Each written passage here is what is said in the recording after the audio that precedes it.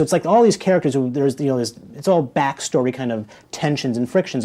They're here, they find themselves together, and they have to band together to fight this ancient enemy, this evil that Dr. Flight has described. I wanted to make Dean Koontz's Phantoms. That's what I got hired to do, and I didn't want to make it into something that it shouldn't be. So I think once I started working with Dean and we started throwing ideas back and forth, he saw that I wasn't going to try to take his material and change it into something that it shouldn't be. It was going to be Dean's Phantom. So, and Joel was very instrumental in working with that and staying, true to the spirit of the book. Because we've all seen these movies, they expect their characters to act smarter in these situations. You wouldn't, if you think there's a killer in the house, you don't go in the basement. Something you just don't do.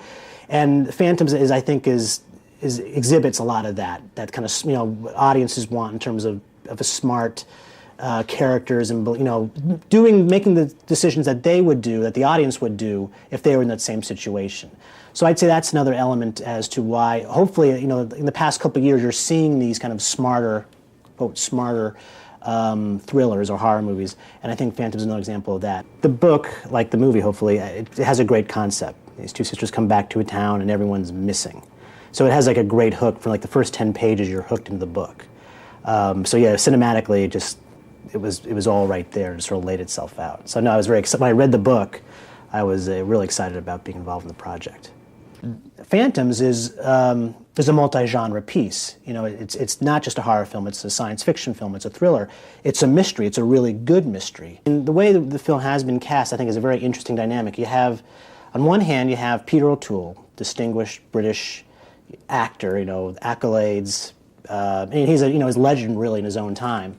And then you have these other kind of younger American actors, Liev Schreiber, Ben Affleck, Joanna Going, Rose McGowan. So it's kind of an interesting dynamic, seeing those two worlds of acting come together.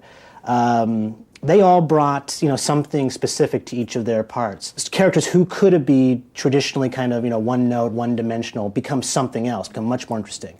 Liev Schreiber, who plays Worgel, on paper, he's kind of like, he's the bad guy, and he's the guy you love to hate, but Liev took that character, made it a really well-rounded, fully developed character, and it's stuff like that which makes this whole process exciting, where an actor comes in, takes something which is there, but just explodes it, and does some really interesting, fantastic things with it.